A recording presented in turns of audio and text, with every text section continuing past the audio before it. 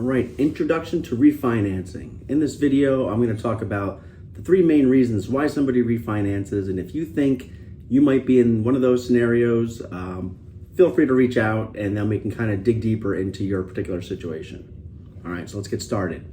Refinancing number one, this is kind of the most popular, the one thing everybody kind of thinks about when it first comes to mind, interest rates. Interest rates came down versus what your current interest rate is. Maybe I'd like to refinance and I can save that monthly cash flow with that lower interest rate and save some money.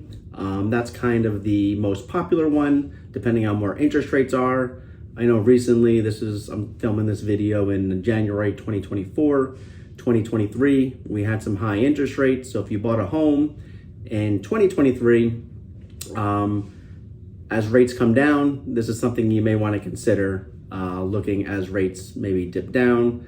There's no exact science that interest rates need to be 1% lower, whatever that maybe is, but it all depends on the size of the mortgage on your home and certain situation you may be in. So feel free to reach out to dig deeper onto that if you feel like interest rates are lower than what you're currently at, and we can explore that option. And option number two is to pull equity out of your home. People will refinance to pull the equity that they have in their home. And as a lot of us know, this is being, like I said, filmed in January 2024. Over the last 4 or 5 years, people have gained a lot of equity in their home that they can tap into. So the main reason why people may tap into this equity is to maybe do some renovations. They need that new roof, new windows, new kitchen, bathroom, whatever that may be. They have access to that equity to go ahead and pay for those renovations. Another reason why people pull the equity out is to consolidate their debt. Maybe whether it's credit card is really the main ones, but credit card, car payment, whatever it may be, we can look at all of your debt that you have and see if we were to pull the equity out of your home and pay off all of that debt, how much does that really affect you on that monthly basis? Especially if you're paying the minimum credit card balance and that debt keeps getting higher and higher.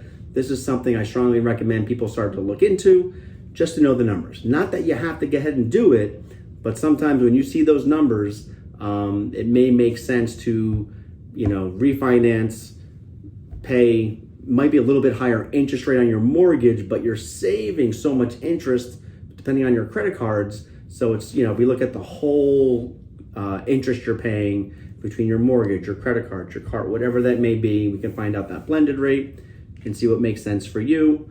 This is a great exercise to kind of go through. It doesn't cost anything. And if it makes sense to you, you can move forward. If it doesn't make sense to you, then you stay where you're at, all right? So it's up to you. The third common way people refinance is they're getting somebody off the mortgage. So maybe when you bought the house, you had a co-signer. So maybe now you want that co-signer off because they did you a favor and it's been a couple years later, whatever it may be, and then you want to get them off the house. So usually it's a parent, a family member, someone that helped them purchase the house, could be it, or in the unfortunate situation that there's going to be a couple that is separating. Usually when people get divorced or separated, one person may hold on to the house and then they need the refinance to get that other person off the house. So those are the three main reasons why somebody may refinance. If you feel like you're in one of those three and have more questions, please feel free to reach out because everybody's situation is different. And how much equity people home, is it worth it? Is it not worth it?